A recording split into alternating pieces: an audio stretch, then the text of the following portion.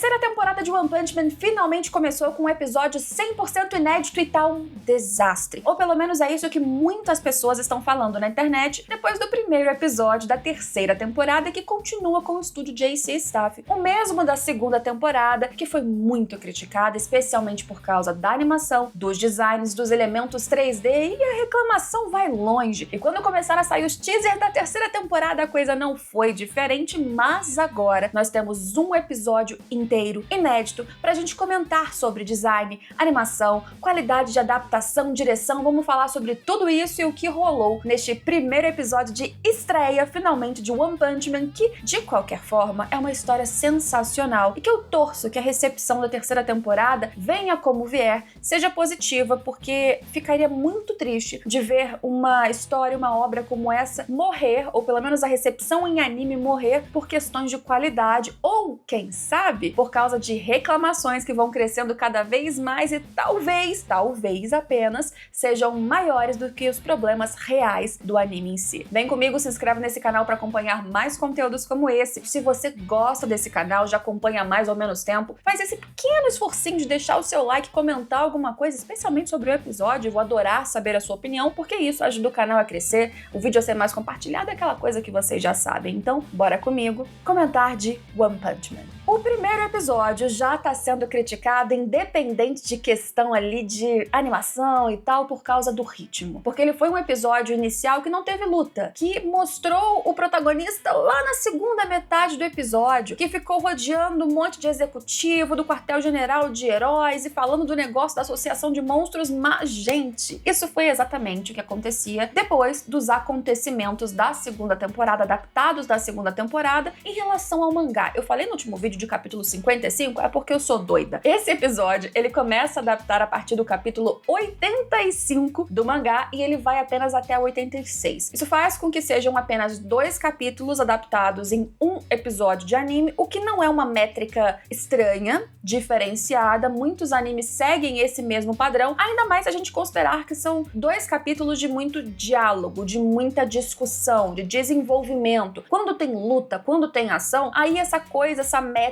até pode ser levada num número mais elevado, 3, às vezes 4 capítulos para um episódio só, correndo risco de certas vezes serem criticados por acelerarem demais as coisas. Então eu não acho que o ritmo de adaptação aqui foi ruim, porque ele é coerente com o que tinha em páginas e com o que eles precisavam apresentar. Afinal de contas, a gente tá vendo agora a galera se virando depois de uma ameaça da associação de monstros, que o Gyoru Gyoru, que é o monstro lá de um olho só, ele mandou uma mensagem pro quartel-general de heróis falando que sequestraram o filho de um deles, que a galera tem 3 dias pra juntar os heróis mais fortes, se virarem pra achar onde os monstros estão escondidos e atacar, senão a coisa vai ficar cada vez pior. Fora isso, eles estão lidando com um assassino de heróis, Garou, que é um personagem extremamente forte, que não se coloca como um herói, muito pelo contrário, ele se denomina um monstro. E assim, ele chamou a atenção exatamente da associação de monstros, que resgatou ele com aquele monstro pássaro no final da segunda temporada. Logo depois disso,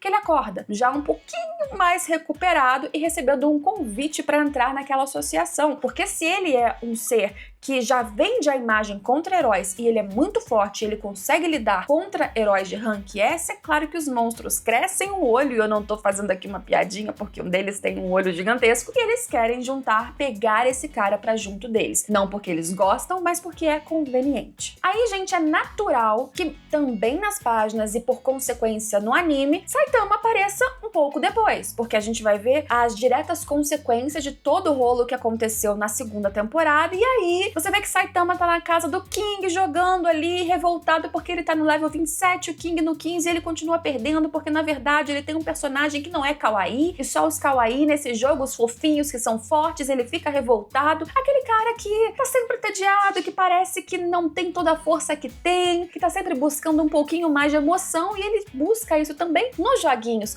Uma discrepância completa com o caos que tá acontecendo do lado de fora, porque é daí que vem muitas das tiradas cômicas de One Punch Man. O Saitama, ele é um grande personagem representante desse humor. Então, primeiro a gente desenvolve o drama, depois volta pro personagem que traz o alívio cômico e de vez em quando, daqui pra frente, ele fica um pouco mais sério, ele luta e até traz umas palavras que são importantes para alguns personagens que ele cruza caminho aqui e ali. Ele serve, afinal de contas, também como um grande incentivo para o próprio King, que é um super covarde, ficar um pouquinho mais corajoso também nesse arco que foi desenvolvido na temporada passada. Dito isso, antes da gente destrinchar o que aconteceu melhor nesse episódio, eu quero falar sobre animação e design de personagens. Porque você vendo esse primeiro episódio, tá muito semelhante com as cenas e a qualidade e a entrega que nós tivemos no último trailer. Que eu falei pra vocês, inclusive, no vídeo deste canal, que aquele era um trailer desse episódio. E que, portanto, só tinha cenas desse episódio. E que, por isso, sabendo o que vinha no mangá,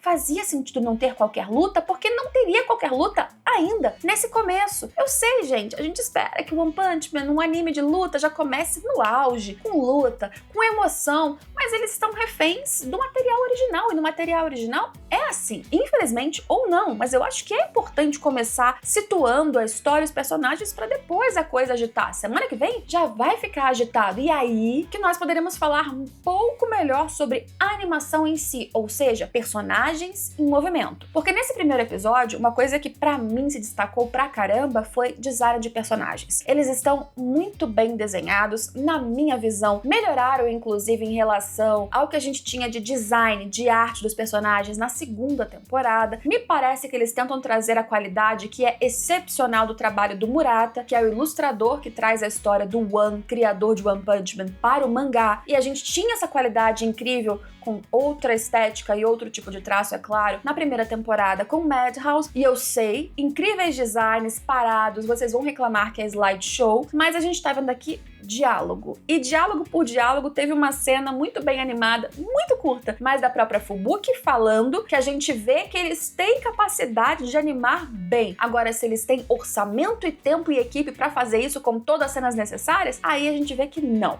Realmente não, porque mesmo nesse episódio que a gente teve uma ausência de ação, ausência de material adequado para avaliar se eles vão seguir um caminho melhor ou pior na movimentação de personagens, a gente teve uma cena que é justamente o Garou saindo da cela em que ele estava, do quarto, sei lá, que ele estava no esconderijo dos monstros, e ele vai andando pelo corredor e aquela andada dele foi bizarra, para dizer o mínimo. E não foi nem uma cena de 1 segundo, eles ficaram mostrando aquela andada lenta e quando pegou ele meio de frente, assim, não ficou bom. Não ficou bom, realmente as pessoas estão falando muito desta cena para poder dizer que a animação tá ainda pior que da segunda temporada, mas vamos entender que por padrão, quando um estúdio ele não tem o orçamento necessário para manter a qualidade técnica pela temporada toda, eu sei que é o episódio de abertura, mas aquela era só uma cena do personagem transitando de cá para lá. Vamos imaginar que eles não focaram nisso todos os esforços e que, portanto, ainda pode ser, e aqui sim sou eu tendo muita esperança, porque a esperança é a última que morre, que no próximo episódio, que a gente terá uma luta, a não ser que eles puxem o freio completamente, no próximo episódio tem luta já começando no mínimo, aí pode ser que eles tenham colocado os esforços nisso. No episódio que vem na próxima semana, ou no final dessa semana, depende da sua perspectiva, enfim, no próximo domingo, que a gente vai conseguir descobrir se este trabalho deles, se a animação da terceira temporada será boa, mediana ou péssima. E ainda com um adendo de que às vezes pode ser boa, pode ser ruim, irregularidades na produção eu acho que serão bem frequentes nesse caso aqui. Mas se o auge vai ser bom, a gente tem que esperar. O que a gente teve na primeira apresentação do primeiro episódio oficial inédito dessa terceira temporada, na minha visão foi um progresso em geral, com cenas falhas, com momentos ruins da própria animação, mas com pouco material de novo adequado para a gente avaliar se a qualidade realmente está péssima, se é um desastre, se não vale a pena. Pra mim vale a pena até agora sim. Em relação à história, tá seguindo muito direitinho, inclusive quadro a quadro, frame a frame, o que a gente teve no mangá nesse mesmo momento, então pra mim, dentro de todas as circunstâncias, é um saldo bom. Eu mais ou menos situei vocês da configuração do episódio, mas em linhas mais pontuais do que aconteceu. De novo, a gente abre no quartel-general e que são humanos discutindo sobre o uso dos heróis para tentar lidar com esse prazo que o Gyorogoro deu de 3 dias, para tentar recuperar o refém, que é uma criança, para tentar lidar com esses monstros enquanto eles estão preocupados com o Garou, enquanto tem heróis Rank S que eles nem conseguem contatar, porque alguns deles nós descobrimos depois na casa do King perderam perderam o comunicador, quebrou, caiu. Outros, como Blash, que é o número 1, lendário, ele some, ninguém tem informações reais ou mais concretas sobre ele. Pode ser que ele não venha, pode ser que ele ajude, ele só ajuda se quiser. A gente tem a ideia do próprio King, que eles acham que foi o responsável por derrotar a centopeia gigantesca na segunda temporada, sabemos que foi o Saitama. Então, esses seres humanos que parecem controlar toda a associação de heróis, né, o grupo de heróis, eles não têm tanto o controle da situação. Eles tentam. E aí, ele tentando juntar todos esses fortes, inclusive Tatsumaki, que também está lá, eles estão correndo contra o tempo. Existem outras cenas interessantes, como do Puri Puri prisioneiro saindo da cadeia, né? Os policiais falando, olha, toda vez que você foge, você tá cometendo um crime. Mas no caso aqui entrou um monstro, e esse monstro gato, ele acabou com um monte de prisioneiro, e um monte de policial que tentou defender morreu em ação. Então vai lá, dessa vez você tem autorização pra sair da gente e se vingue. Seja um herói que lá fora eles te consideram como. E o prisioneiro tá saindo quando de repente vira um dos seus seguidores lá da cadeia e fala, fiz uma blusinha de crochê pra você, né? Fez um suéter. E ele fala, ai, agora eu vou conseguir lutar com muito mais afinco. Enfim, aquele humor maravilhoso que a gente tem em One Punch Man, e eu sei, não tivemos tanto. Tivemos mais na segunda metade, quando a gente volta o olhar pro protagonista, porque essa é a função do Saitama, afinal de contas, né? É esse o lugar dele na narrativa, entre outras coisas maravilhosas, quando ele brilha na luta. Mas não dá pra ter Saitama o tempo todo, gente, porque ele é a fuga do roteiro, ele é o momento de extrapolar. Ele é essa comédiazinha básica e de vez em quando ele explode uns monstros. Se ele tivesse um foco absoluto, os monstros seriam explodidos numa rapidez imensa. E aí, cadê o ápice? Cadê a apreensão de quando ele vai chegar? Dito isso, também a gente foi tendo a discussão com alguns outros heróis, o próprio Amai Mask, que surgiu de novo pra dizer que os seguidores do samurai, que em tese eram mais fortes que ele, eram todos mais fracos, inclusive o próprio samurai, que ele só tá no rank A porque é mais confortável pra ele de controlar todos os outros abaixo. Então essas rixas entre os heróis que continuam acontecendo, mostrando pra gente um pouquinho mais quais são as pessoas, os personagens que terão um certo destaque neste novo arco. E Garou. Garou que acordou todo ferido, quebrado, dolorido, mas pelo menos tratado pelos monstros, e ele percebe que ele parece estar no subsolo. Ele vai andando calmamente, ele vê que existe um grupo, que foi o grupo contratado por um dos executivos do quartel-general de heróis, o humano, e ele deu todo o equipamento caríssimo que a Associação de Heróis conseguiu, ou pelo menos da grana da Associação de Heróis, que em tese aquele equipamento, ele deixaria essa galera humana muito mais forte que qualquer herói, mas eles foram derrotados por um associado que foi mandado para os monstros, um robozão, por uma tal organização. Fica esse mistério de que qual organização que tá apoiando os monstros e mandou o robô, mas esses humanos agora, eles só não foram executados nesse momento, como o garoto tava lá assistindo escondidinho, porque na verdade a armadura deles poderia ser muito útil. Eles observam que a armadura, além de ser muito forte, ela entretanto foi feita para um corpo específico, então só funciona naqueles que já estão a utilizando. Por isso que a Duess, ela chega, ela dá sua chicotada e todos viram escravos dela, portanto, ferramentas da própria Associação de Monstros. A Associação de Monstros, como conceito do que a gente viu até agora, tá, no anime, ela mostra que são bichos desorganizados por essência, com objetivos diferentes por natureza, mas que estão sendo ali liderados especialmente por essa figura gigantesca que é chamada de Orochi, ou Rei Monstro, e eles são liderados agora para um bem, um objetivo em comum, que é eliminar os heróis, tomar o espaço deles na sociedade. Eles fazem um mapeamento de quanto eles são, mais ou menos uns 500, um número equivalente aos próprios heróis, mas eles perderam muitos dos monstros que estão acima do nível de risco lá demônio, depois das lutas contra alguns heróis, então eles precisam tentar equiparar o jogo, e por isso é conveniente que eles tentem controlar até alguns outros monstros que são um pouco mais rebeldes, mas não é, tal como os heróis, uma organização tão bem delimitada, controlada, organizada assim. Organização fica até um pouquinho incoerente de eu chamar, que seja.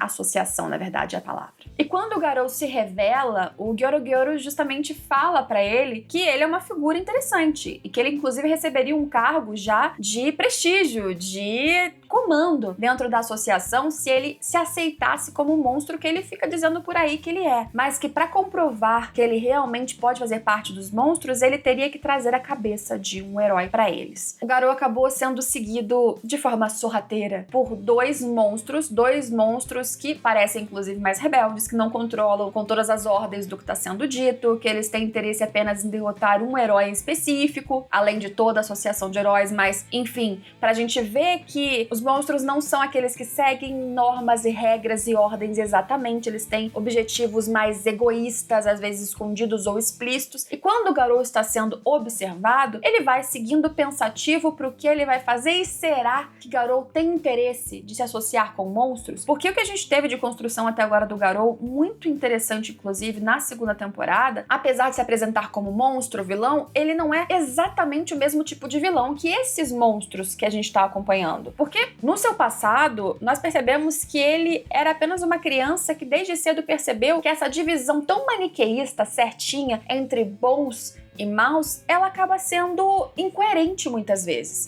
Porque certa vez um monstro foi derrotado e o monstro estava apenas querendo preservar um rio, uma água, evitar a poluição daquilo ali. Ou simplesmente a luta, na sua visão de criança, era injusta, porque estava o monstro contra outros 3 heróis. Então você está supervalorizando os heróis que na verdade lutaram de maneira injusta. Então, por mais que ele fizesse algumas distorções de análise, certamente pela própria ingenuidade, ignorância na época de criança, ele logo percebeu que a sociedade ela não era tão bem dividida de forma justa assim. E aí ele projetou isso em cima de uma raiva contra heróis, que foi só crescendo à medida do tempo. Mas a relação que ele tem com o menininho que é super fã de heróis, que anda com um catálogo de heróis desde a segunda temporada, mostra que ele tem um certo afeto e até senso de proteção que pode ser dito heróico, independente dele ser conhecido como o cara que tá eliminando um monte de heróis. Então ele é uma figura paradoxal que vai continuar sendo trabalhada nessa temporada, que por isso, gente, uma temporada que tem tudo pra ser muito boa. E eu espero que as pessoas não fujam da temporada por causa de questões de animação, que inclusive a gente ainda não pode de novo afirmar categoricamente que será terrível ou não. Dá pra esperar e dar aquela colherinha de esperança, pelo menos na minha visão. E claro, tivemos o núcleo com o Saitama que, como eu já disse, estava lá jogando videogame. Quando a Fubuki chega, parece que ninguém tava nem aí pro que tava acontecendo lá fora, que até o Silverfang tá deitado, parece que tava de boa, e que na verdade a gente descobre que eles estão se recuperando porque, de novo, foi tudo logo depois dos acontecimentos da segunda temporada. Então a galera tinha acabado de lutar com a Centopeia, com o Garou, tava todo mundo realmente destruído. O Saitama não, ele tá de boa, ele deu um soco, acabou com todo mundo e tá lá entediado, revoltado, jogando. Tanto é que no final disso, eles não aceitam entrar para o grupo da Fubuki exatamente, eles não estão movidos pela causa contra os monstros, nem comunicação com o quartel-general eles têm, porque um quebrou, o outro perdeu, eu não sei o quê, mas ele ainda tem um desejo próprio de encontrar este assassino de heróis, porque seria, em tese, um grande desafio para ele. Desde que a gente começou a ver tudo isso na temporada passada, ele acaba cruzando o caminho com o Garou sem perceber, sem querer o tempo todo, e o grande enfrentamento entre eles ainda não aconteceu. Mas termina com ele buscando exatamente isso. E, de novo, num tom de humor, num tom de Saitama, um tom que funciona muito bem para ele quebrar o ritmo narrativo, que durante todo o episódio foi muito mais denso e pesado. Então, sim, foi um episódio que ele traz essa sensação de arrastado, mas porque ele precisava colocar as peças no lugar para agora a história poder caminhar tranquilamente. As expectativas para o próximo episódio é aí sim a gente ter um momento de luta, focando inclusive também no próprio Garou e outros personagens, aí um pouquinho sem spoiler para vocês, e aí a gente vai ver o quanto eles vão adaptar, se eles vão correr ou manter o mesmo ritmo de adaptação de 2 capítulos para 1 como agora, ou porque terá luta a coisa vai acelerar um pouquinho mais, se a qualidade ficará melhor, pior, se manterá a mesma coisa, aí sim terá mais conteúdo para comentar tudo isso. E se vocês quiserem, eu volto na semana que vem, em todas as outras semanas, pra gente fazer o nosso dia aqui. Faz tempo que eu não faço um dia semanal aqui, né? Então, se vocês quiserem deixar uma sugestão de comentário semanal e o nome do nosso dia, porque a gente já teve sábado de família, e gente, nem sei, tantos nomes, a gente consegue ser criativo de novo, né? Aceito sugestões aqui embaixo, espero vocês nos próximos vídeos, seja de One Punch Man ou não, temporada nova, então sempre tem comentários novos por aqui. Opa, agora subiu o monstro gato, que acabou com a galera toda lá na prisão. E eu espero vocês, eu e o monstro gato, em todos os próximos vídeos. Tchau, tchau!